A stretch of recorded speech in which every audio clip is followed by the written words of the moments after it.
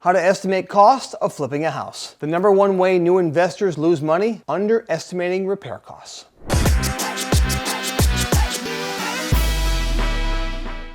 Estimating cost is not about being exact. It's about being accurate enough to protect your profit. In this video, I'm going to show you how to ballpark rehab costs without needing to be a contractor. By the end of this video, you're going to learn how to quickly and accurately estimate repair costs so you don't walk into a money pit.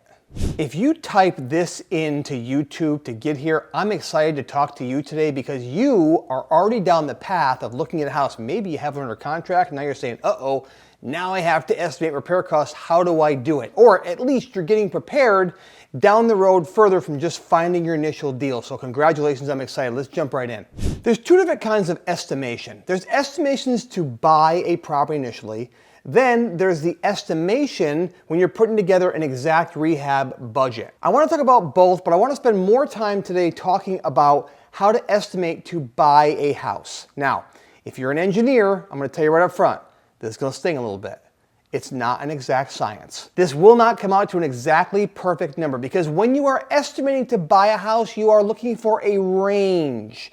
What is the range of the repair costs that I have to be in? Because it's never going to be exact. You're never going to know everything.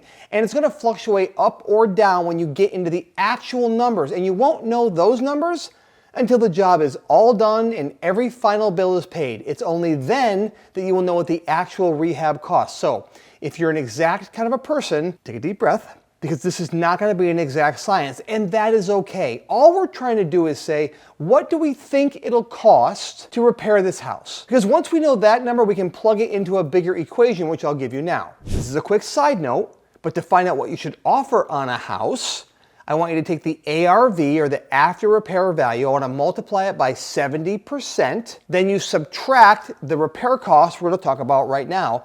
That will give you your MAO, or your maximum allowable offer that you can offer on the property. Why is that relevant in this video?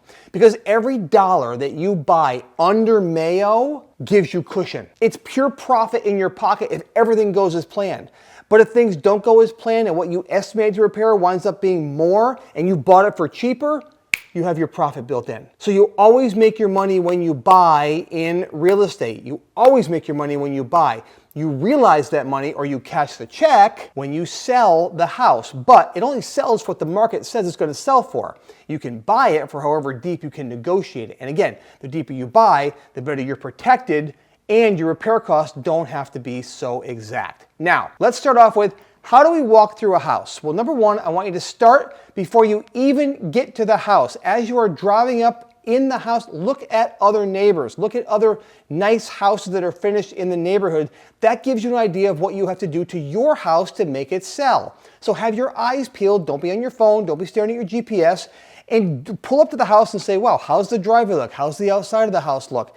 And there's three things I want you to look for. This is not complicated. I want you to ask yourself a question. Is this particular area of the home okay as is?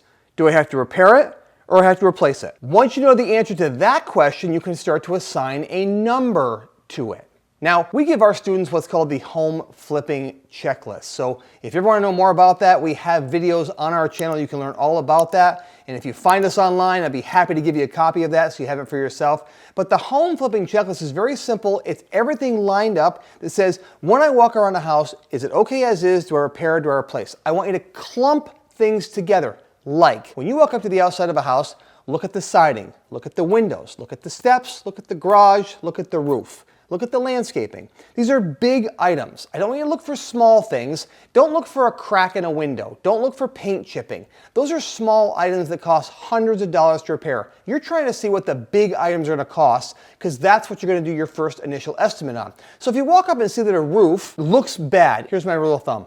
If it doesn't look right, it probably isn't. So if you've looked at a roof and you see all kinds of curling shingles or chipped off shingles, it needs to be replaced. And if you know it needs to be replaced, you should get good at knowing what roofs go for by the square in your area. You can Google that information and find out what they sell for installed by the square. And then have that, it doesn't have to be exact. Just know that a roof might cost $8,000 and have that number down. Again, it doesn't have to be exact. And if your roof's okay, then just check okay as is. And then once you go in the house, you start looking at other things. Now you start looking around the kitchen. Did it be replaced? How about the bathrooms? Replaced? Need paint throughout? There's almost always a yes for paint. And just know how much paint costs per square feet. These are things you can get on Google. These are things you can get on ChatGPT. These are things you can even go to Home Depot and talk to the departments to find out what the averages are in your area. And you want to build this out. On our home flipping checklist, a lot of that information is built out already, but you get the idea.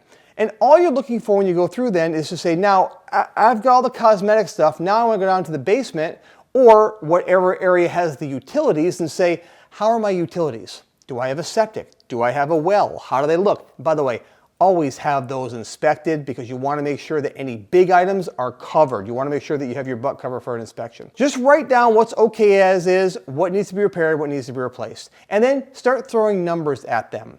In other words, if you look at something and say, well, that's going to cost me maybe a couple $1,000, then put a couple $1,000 down. Overestimate to be safe. Don't go crazy, but overestimate so you're covered. At the end, you'll total all those repairs or replacements up, and that's going to be your repair costs. And then I want you to add 10%. Why? Because that's called the oops factor. And the oops factor is you're going to have hiccups on a repair. You're going to. And so it's better to be covered with at least 10% to cover it. And remember I mentioned the MAO? The deeper you buy below MAO, the more you're protected for any oops over here that you don't find during your initial discovery. Now, you're going to use that number when you're starting to put together your offer. But here's what I don't want you to do. Don't use eraser math on your repair estimations. So many new people do this, and it is a huge mistake. Heck, I'm very experienced with 1200 flips, and I've still done it from time to time. Eraser math means you're starting to bid the property and negotiation, you're getting tight. So to make the numbers work, you go back and change some of your numbers. Hey, I could maybe get cheaper tile here. Maybe I could buy a used refrigerator. Hey, maybe I could put used kitchen cabinets. I'll just paint the kitchen cabinets. When you start doing that type of work, I'm not saying you shouldn't look at every possible angle and sharpen your pencil, but I am saying don't use eraser math to make the deal work. If the deal works and it's under MAO, you make the offer and you buy it. If it's not, you don't have to buy every deal. There will be another deal.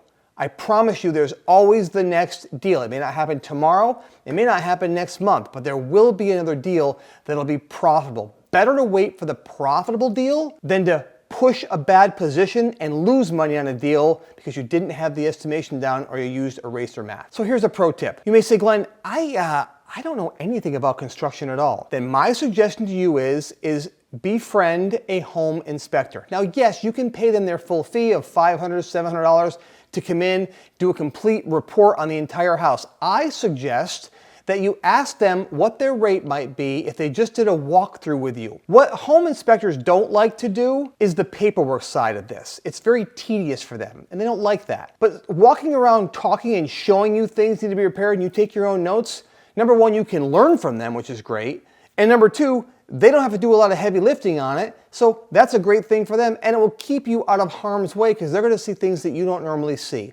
See how much they charge you for that. If it's a few $100, it's well worth your investment. It'll only take a handful of deals to walk through with them so that then you will know what to do on the house when you look at it the next time. If you have a home inspector walk through with you and you are completely unsure of something and he or she is also unsure, maybe you're in the basement and the wall is bowing out a little bit. You're not quite sure if that needs to be repaired, replaced, or if it's okay as is.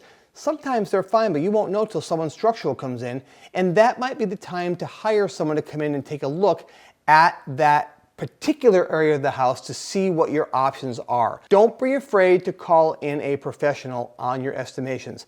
I wouldn't do it for the entire thing, but I wouldn't be afraid to call in a professional just to keep your butt covered during this phase. Obviously, estimating for rehab is a crucial component to being successful as a real estate investor, but only if you're looking at the right house in the first place. Do me a favor, go check out my training, The Crucial Step That Most New Investors Always Miss, where I'm going to walk you through how to search for your correct buy box and how to finance that and how to put the deal together so you can make sure that you have enough profit in the deal so even if your estimation is a little bit off, you're still protected and you can still make money on the deal. The link is in the description below. Go check it out.